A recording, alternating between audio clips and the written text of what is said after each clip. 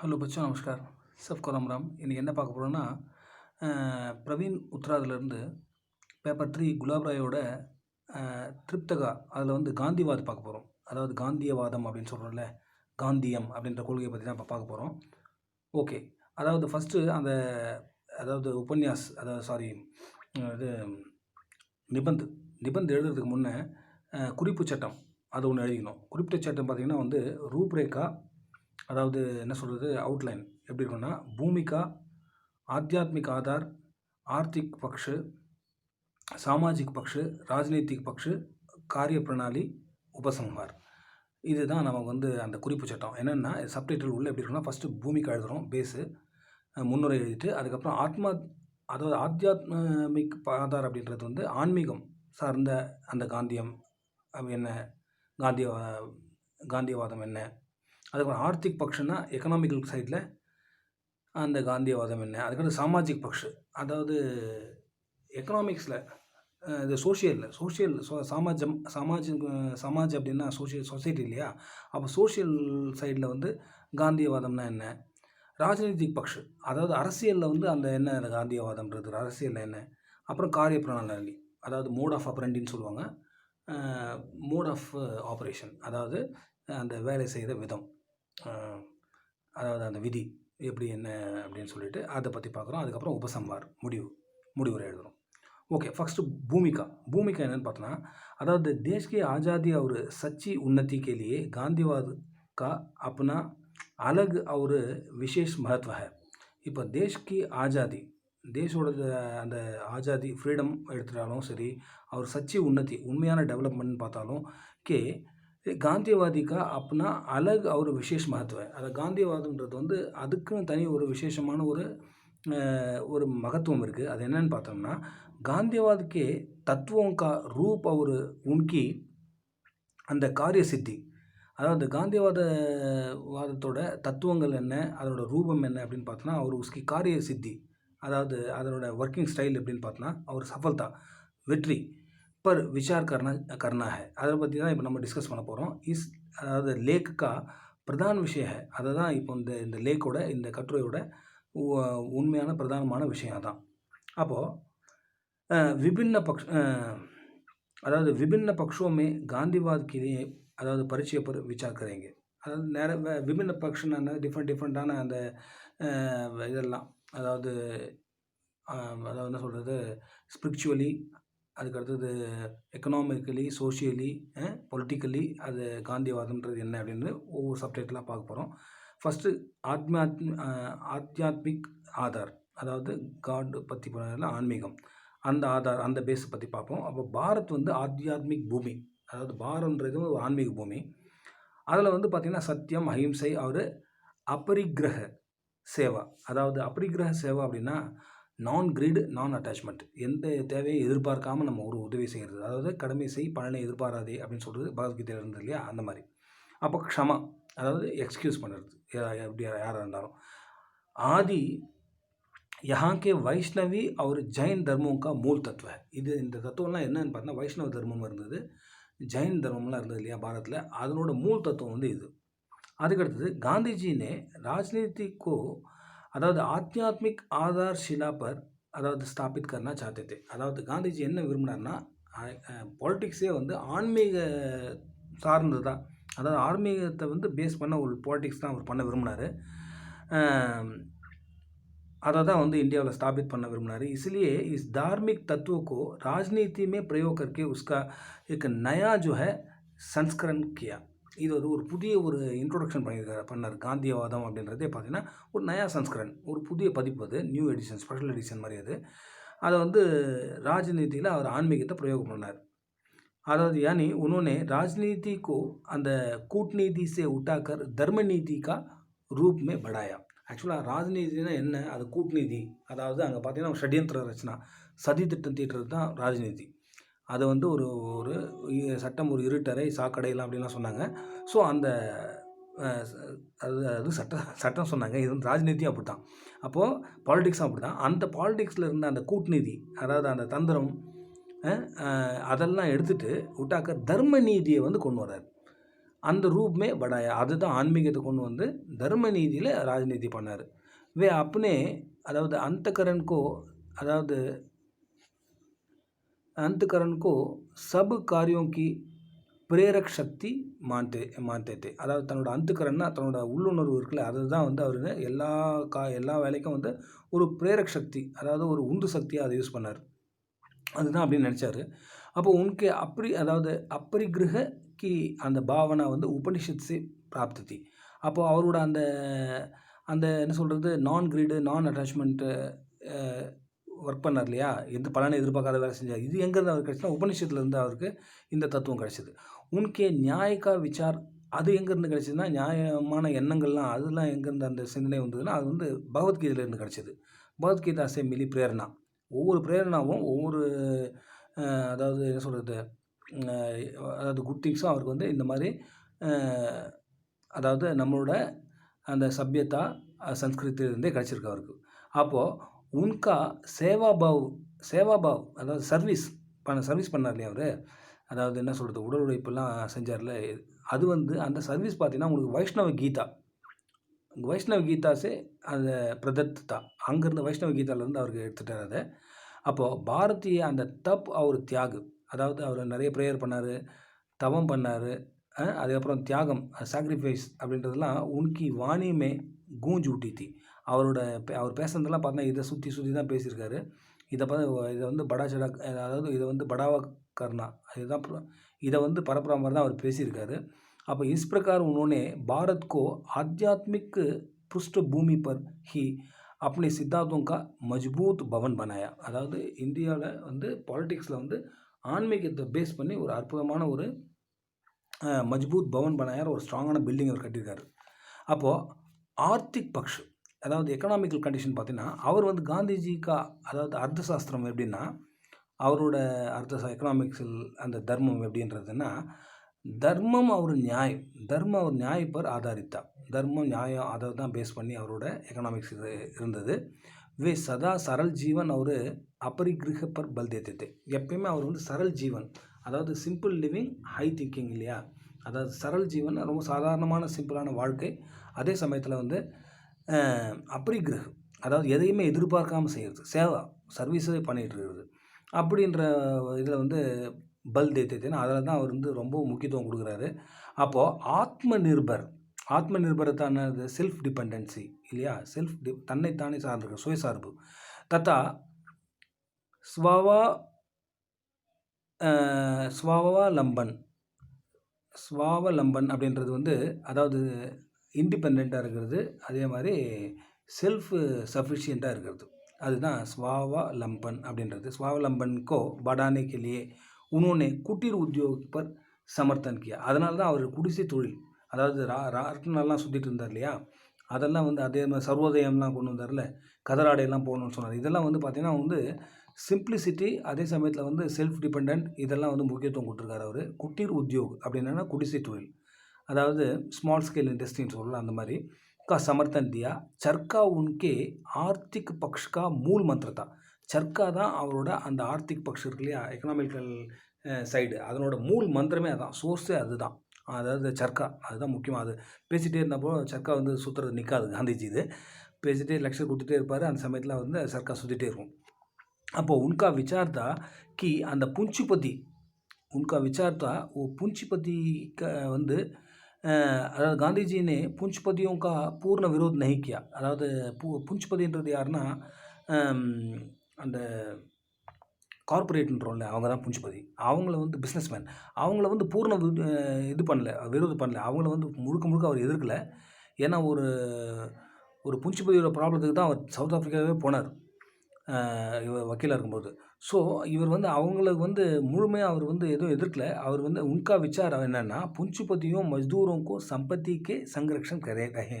அதாவது புஞ்சிபதின்றவன் வந்து அதாவது பெரிய கார்பரேட் வந்து பொதுமக்களோட சொத்து, பொதுமக்களோட உயிருக்கு பாதுகாப்பாக இருக்கணும், அதை பாதுகாத்து அவங்களுக்கு ஒரு வேலை வாய்ப்பு கொடுக்கணும் அப்படின்னு தான் நினச்சாரு. அதே சமயத்தில் உபதேஷ் ஒரு தர்ம நீதி சே புஞ்சிபதியோங்கா ஹிருதய பரிவர்த்தன். அவர் வந்து என்னென்னா அவங்கள பெரிய கார்பரேட்டை கூட இவர் என்ன பண்ணுவார், அவங்களுக்கு ஒரு லெக்சர் கொடுத்து உபதேசம் பண்ணி என்ன பண்ணுவார்னா, புஞ்சுபதியோங்க ஹிருதய மே பி பரிவர்த்தன். அவங்களோட கூட மனச மாத்திருவாரு. டிரான்ஸ்ஃபர்மேஷன் வரா மாரி பண்ணிடுவாரு. பாவம் ஏழைங்க, இவங்களுக்கு ஒரு வாய்ப்பு குடுக்கணும். இவங்கள வந்து எதுவுமே பண்ணக்கூடாது. அப்படின்ற மாரி அவங்களையும் அவர் மாத்திருவாரு. वे उपदेश और धर्म नीति से पूंजीपतियों को भी हृदय परिवर्तन करना चाहते थे। वे संघर्ष को दूर करने के लिए सर्वोदय का பக்ஷ அப்னாதித்தே. அதாவது சொசைட்டில பெரிய அப்ளிப்மெண்ட்லாம் இருக்கக்கூடாது. அப்படி இருக்கக்கூடாது அப்படின்னா, அதுக்கு என்ன பண்ணணும், சர்வோதய அதாவது யுனிவர்சல் இது டெவலப்மெண்ட் இருக்கணும். அதாவது யுனிவர்சல் அப்லிப்மெண்ட் வரணும். அதாவது ப்ரோக்ரஸ் ஆஃப் ஆல் அதுதான் இருக்கணும் அப்படின்னு அவர் நினைச்சார். சமூகம் வந்து ஒன்றாவே முன்னுக்கு வரணும்னு நினச்சாரு. அப்போது சாமாஜிக் பக்ஷ் அதாவது சொசைட்டியில் அவர் வந்து என்ன செஞ்சார் அந்த காந்தியவாதம் அப்படின்னா, காந்தியவாதம் ஆக்சுவலாக பார்த்தீங்கன்னா சாமாஜிக்கு அந்த விஷ்மதாவுக்கோ அதாவது ஸ்தான் தேனே தயார் நைத்தே. அதாவது விஷ்மதா அப்படின்னா ஃபாரினர்ஸ் அப்படி தான் டிவைட் அண்ட் ரூல் நிறைய பண்ணிவிட்டான். அதே மாதிரி அப்நார்மலிட்டி அதாவது ஆடிட்டி அதாவது தனித்தனியாக ஒருத்தருக்கு ஒரு முக்கிய இம்பார்ட்டன்ஸ் கொடுத்து வச்சுருந்தான். அந்த மாதிரி இவர் என்னென்னா காந்திஜி என்ன பண்ணார்னா சாமாஜிக் விஷ்மதாவுக்கோ ஸ்தான் தேனே தயார் நைத்தே. அந்த மாதிரி இருக்கக்கூடாது. சமூகம் வந்து ஒரு அதாவது என்ன சொல்கிறது சமதர்மமாக இருக்கணும், சர்மமாக தான் இருக்கணும் அப்படின்னு நினச்சாரு. அதாவது रामराज्य நடக்கணும் அப்படின்னு நினச்சார் அவர். அப்போ इसलिए वो हरिजन வந்து उद्धार को उन्होंने ஒரு பிரதான் காரியமானா அதாவது ஹரிஜன்ஸ் இல்லையா, அதாவது அதாவது கடவுளின் குழந்தைகள் அப்படின்னு சொன்னார். அவங்கள வந்து நம்ம என்ன பண்ணுறது தாழ்த்தப்பட்டவர்களை வந்து அதாவது அவங்கள வந்து அப்லிப்மெண்ட் பண்ணணும். उन्होंने ஒரு பிரதான் காரியம் வந்து அதுதான் அப்படின்னு நினச்சாரு. அவர் राजनीतिक विषमता அந்த विषमताओं को दूर करने के लिए वे पहले सामाजिक विषमताओं को नष्ट करना चाहते थे. ஃபஸ்ட்டு நம்ம வந்து பாலிடிக்ஸில் வந்து நம்ம வந்து அதாவது இந்த ஒன் மேன் வர்ஷிப்பு அதாவது அதெல்லாம் ஒழிக்கணும். அதில் வந்து ஒரு ஈக்குவாலிட்டி கொண்டு வரணும்னா இங்கே நம்ம பேஸில் சொசைட்டியில் இருந்து கொண்டு வந்து ஃபஸ்ட்டு முடித்தா தான் அப்புறம் பாலிடிக்ஸ்குள்ளே பண்ண முடியும் அப்படின்னு நினச்சார். அவர் இசிலியே உன்னொன்னே வந்து புருஷ்யதா அதாவது அஸ்பிருஷ்யதா அப்படின்னா அன்டச்சபிலிட்டி தீண்டாமையை வந்து நிவாரண்கோ பிரமுக அதாவது ஸ்தான் தியா அதை வந்து ஒழிக்கணும்னு நினச்சாரு. அர்ஜுனோங்கோ ஸ்தர் வந்து ஊஞ்சா உட்டானே கேலியே வே ஸ்வயம் வந்து வால்மீகி பஸ்திமே டேர்த்தே. அப்போ அர்ஜுனங்களோட வந்து அவங்களோட அவங்களோட ஸ்டாண்டர்டை வந்து உயர்த்தணும் அப்படின்றதுக்காக அவரே போயிட்டு அந்த வால்மீகி பஸ்தின்னு சொல்லிட்டு அவங்க இருந்த அந்த தெருவில் போயிட்டு அவர் வந்து என்ன பண்ணார்னா வசிக்க ஆரம்பித்தார். அப்போ ராஜ்நீதிக் பக்ஷ் அதாவது காந்தியவாதத்தோட அந்த பொலிட்டிக்கல் சைடில் என்ன சேஞ்சஸ் பார்க்கலாம். அப்போ அதாவது காந்திஜிக்கு ராஜ்நீதியுமே மானவத்தாக்கா மகத்துவ அதிக்தா. அவர் இப்போ பாலிடிக்ஸ் பண்ணாரே ஒழிய அதில் வந்து ஹியூமனிட்டி தான் ரொம்ப இம்பார்ட்டன்ஸ் கொடுத்தாரு. நேஷ்னாலிட்டி கூட அவர் அப்புறமா சொன்னார். அதாவது தனி மனிதனுக்கு ரொம்ப இம்பார்ட்டன்ஸ் கொடுத்தாரு. உஸ்மே அதாவது சங்குச்சித் ராஷ்ட்ரியத்தா கேலியே ஸ்தான் நைத்தா. அதாவது ஃபஸ்ட்டு மானவத்தா ரொம்ப ஹியூமனிட்டி தான் ரொம்ப இம்பார்ட்டன்ட் அப்படின்னாரு. संकुचित राष्ट्रीयता வந்து கேலியே ஸ்தான் नहीं था அதில் ராஷ்ட்ரியத்தாவே இல்லை. அப்போது உன்கி ராஜ்நீதி கா ஸ்வர் ஹை அவரோட அந்த பொலிட்டிக்கல் அவரோட குரல் எப்படி இருந்ததுன்னா ஜீவோ அவர் ஜீனதோ வாழு வாழ விடு அதாவது லிவ் லெட் லிவ் அதாவது அதுதான் அவரோட குரலாக இருந்தது. அப்போ உன்கி ராஜ்நீதியுமே வந்து சாம்பிரதாயிக் பேதம் கேலியே ஸ்தான் नहीं था. நிறைய கம்யூனல் டிஃப்ரென்ஸ் நிறைய இருந்தது. அதெல்லாம் வந்து அவருக்கு சுத்தமாக பிடிக்காது. ஸோ அதில் அந்த பேதம் இல்லாமல் இருக்கணும் அப்படின்னு நினச்சாரு. சர்வ தர்ம அதாவது सब धर्म के लिए लोगों देश के लाभों को समान रूप से अधिकारी हैं. அதாவது இந்த இருக்கிற அத்தனை மத நல்லிணக்கம் ரொம்ப இம்பார்ட்டன்ஸ் கொடுத்தாரு. ஹார்மனி அதாவது என்ன சொல்கிறது ரிலீஜியஸ் ஹார்மனி அப்படின்றத இம்பார்ட்டன்ஸ் கொடுத்தாரு. அதாவது எல்லாருமே இங்கே வந்து அதிகாரிகள் தான். எல்லா மதத்தினரும் அவங்க வந்து இங்கே எந்த லாபம் கிடைச்சாலும் அதை எல்லாம் ஈக்குவலாக ஷேர் பண்ணிக்கணும் அப்படின்னு நினச்சாரு. உன்கோ ராமராஜ்யக்கே ஆதர்ஷ் பர் அதிக் விஸ்வாஸ் தான். ராமராஜ்யத்துன்ற கொள்கையில் தான் அவருக்கு ரொம்ப இம்பார்ட்டன்ட் ரொம்ப நம்பிக்கை இருந்தது. उनका विचार था कि ऐसे राज्य में अर्थात मानसिक साम्य के साथ नीति और न्याय का अर्थात समन्वित रूप मिलेगी. அதாவது கோஆர்டினேட்டர் ஃபார்ம் வந்து ராமராஜ்யத்தில் தான் கிடைக்கும், எல்லாருக்கும் ஒன்றா கிடைக்கும் அப்படின்னு நினச்சாரு. इसलिए तो उन्होंने अंग्रेजों को विषमता व्यवहार और अதாவது पारस्परिक फूट को उन्मूलन करने के लिए பாரத் சோடோ கா ஆந்தோலன் கியா. அதாவது ஃபாரினரோட டிவைட் அண்ட் ரூல் அப்படின்ற அந்த கேட்டகரி இருக்குல்லையே அதை விஷ்மதா அப்படின்றான். விஷ்மதான்னா அதாவது ஆடிட்டி அல்லது அப்நார்மாலிட்டி அதுதான் ரொம்ப இது ஃபாரினர் வந்து பிரிட்டிஷ்காரன் இம்பார்ட்டன்ஸ் கொடுத்து வச்சுருந்தான் அந்த மாதிரி கொள்கைக்கு.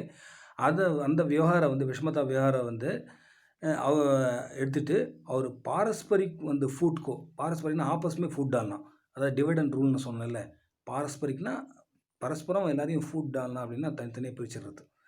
அதை வந்து அனுமூலன் கருணைக்கலைன்னா அதை வந்து அனுமூலன் அப்படின்னா எலிமினேட் பண்ணணும். அதை எலிமினேட் பண்ணிவிட்டு அதுக்காக தான் அவர் பாரத் சோடோ குவிட் இண்டியா மூமெண்ட்டு அதை வந்து ஆந்தோலன் அந்த புரட்சியை வந்து அவர் பண்ணார் காந்திஜி. அதுக்கடுத்தது அந்த காரிய பிரணாலி அவரோட மோட் ஆஃப் ஆப்பரண்டி, அதாவது மோட் ஆஃப் ஆப்ரேஷன், அதாவது காரிய விதி அது எப்படி இருந்ததுன்னு நம்ம பார்க்க போகிறோம். அதாவது காந்திஜிக்கு காரிய பிரணாலிக்கு ஆதார் வந்து அவரோட காரிய பிரணாலியோட ஆதாரம் என்னென்னு பார்த்தோன்னா சத்தியம் ஒரு அஹிம்சை தி. வே சதா சத்தியக்கோ ஸ்வீகார் கர்த்தே தே, எப்பயுமே வந்து உண்மையை பேசணும் அப்படின்னு நினச்சாரு. சத்தியமேவ ஜெயத்தே அப்படின்ற அந்த உபநிஷத்தோட வேர்டிங்ஸ் கூட ரொம்ப இம்பார்ட்டன்ஸ் கொடுத்தாரு அவர். वे अपनी भूल स्वीकार करने में कभी जो है कभी नहीं हिचकते थे. அதாவது சப்போஸ் அவர் தப்பு பண்ணிட்டாருனாலும் தன்னோட தவறை வந்து எப்பயுமே மறைக்க அவர் ட்ரை பண்ணல. அதை வந்து அதுக்கு வந்து ஹெசிடேட் பண்ணவே இல்லை, தயக்கமே காட்டல அவர். வே அஹிம்சாக்கே உபாசக்தே, அதாவது ஒரு கணத்தில் அறிஞ்சாலும் மறு கணத்தில் காமின்னு சொன்னார் இல்லையா. அதாவது அஹிம்சாக்கே உபாசக்னா அவர் வந்து அஹிம்சையை வந்து வர்ஷிப் பண்ண ஒரு மனிதன் அவர். பர் उनकी अहिंसा வந்து अन्याय सामने झुकाना नहीं जानती. அதாவது अन्याय सामने झुकना नहीं जानतीன்னா அவர் அகிம்சை தான் பண்ணார். ஆனால் வந்து அநியாயத்துக்கு முன்னே அவர் வளைஞ்சு கொடுக்கணும்னு அவர் நினச்சதவே இல்லை.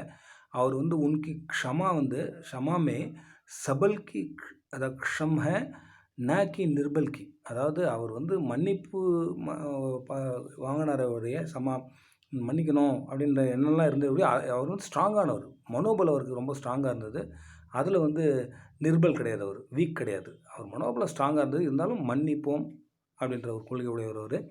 வே மார்னே கி அபேக்ஷா கஷ்ட सहकर அதாவது दूसरे के मन परिवर्तन में विश्वास रखते थे. அதாவது அவர் என்ன நினச்சாருன்னா மார்னி யாரையாவது ஒருத்தர் கொல்லணும், யாராவது ஒருத்தர் அடிக்கணும் அப்படின்றத அது தவிர்த்து கஷ்ட சஹகர், அதாவது கஷ்டத்தை வந்து சகிச்சுட்டு தூசரைக்கே மண் பரிவர்த்தன், அதாவது நம்மளோட எனிமையோட மனசில் வந்து ஒரு டிரான்ஸ்ஃபர்மேஷன், ஒரு மனசோட சேஞ்சஸ் வந்து உண்டாக்கணும் அப்படின்னு சொல்லிட்டு அதில் வந்து மிகுந்த நம்பிக்கையுடையவராக இருந்தார். உன்கா விசார் தாக்கி சத்தியாகிரக கா மத்லப் ஹே, அவர் வந்து சத்தியாகிரகம்னா அவர் என்ன நினச்சார்னா அந்நியாயிக்கா விரோத் கர்னா ஹே நாக்கி அந்நியாயிக்கா, அதாவது அநியாயத்தை தான் நம்ம எதிர்க்கிறோமே ஒழிய அநியாயம் செஞ்சவனை எதிர்க்கலை. அதாவது நம்ம அந்த இண்டிவிஜுவலை எதிர்க்கலை, அந்த அநியாயத்தை மட்டும்தான் எதிர்க்கிறோம் அப்படின்றது கொள்கை அது. அதனால தான் வந்து தவறை செஞ்சவங்களோட மன்னிச்சிட்டாரு, அந்த தவறை மட்டும்தான் திருத்தணும்னு ட்ரை பண்ணுறாரு அவர். உன்கா விஸ்வாஸ்தா கி ஏக் சச்சா சத்தியாகிராகி வந்து சத்தியாகிராகி சமாஜ்மே பரிவர்த்தனை நானே சமர்த் ஹோ சக்தா. அவர் வந்து ஒரு சத்தியாகிரகி அப்படின்னா சத்தியாகிரகம் பண்ணுறவனாக இருந்தால் கட்டாயம் ஒரு சமாஜில் வந்து சொசைட்டியில் வந்து ஒரு அதாவது சேஞ்சஸ், பரிவர்த்தனை அப்படின்றது ஒரு சேஞ்சஸ், அதை வந்து கட்டாயம் அவனால் கொண்டு வர முடியும். நானேமே சமர்த்தக், அவர் வந்து சமர்த்தன அவர் வந்து ஹீ கேன் டூ, அதாவது he is an eligible person அப்படின்னு நினைக்கிறார். சத்தியாகிரகியாக இருந்தால் அவனால் கட்டாயம் சொசைட்டியில் வந்து சேஞ்சஸ் கொண்டு வர முடியும் அப்படின்னு நினைக்கிறாரு. இதோட வந்து இந்த சம்மரி முடியுது. இப்போ வந்து உபசம்ஹார் முடிவுரை எப்படின்னா காந்திவாது கோய் நயா தத்துவ யா கோய் நயா திருஷ்டி நெய், அது ஒரு புதிய ஒரு தத்துவமோ காந்தியம் அப்படின்றது ஒரு புதிய ஒரு திருஷ்டி, அதாவது ஒரு புதிய ஒரு பார்வையோ கிடையாது. ஆக்சுவலாக वह भारत के प्राचीन धर्मों के तत्व का नया संस्करण, அதாவது நம்மளோட பாரதத்தோட அந்த பிராச்சீன் தர்மம் இருக்கு இல்லையா, பழைய கால நம்மளோட தர்மம், அதாவது நம்மளோட உபனிஷத், நம்மளோட பகவத்கீதா, அந்த தத்துவமே தான் அதனோட நயா சன்ஸ்கரன் அப்படின்னா அதனோட ஒரு புது எடிஷன் தான் இது. ஆக்சுவலாக உஸ்மே மானவதாக்கா அதிக் பல் தியா கயா ஹை, அதில் வந்து மானவத்தானா ஹியூமனிட்டிக்கு வந்து ரொம்ப இம்பார்ட்டன்ஸ், மனித தன்மை அப்படின்றது நிறைய இம்பார்ட்டன்ஸ் கொடுத்துருக்காரு, வேறு ஒன்றும் இல்லை. ஓகே, நெக்ஸ்ட் வீடியோவில் பார்ப்போம். பாய்.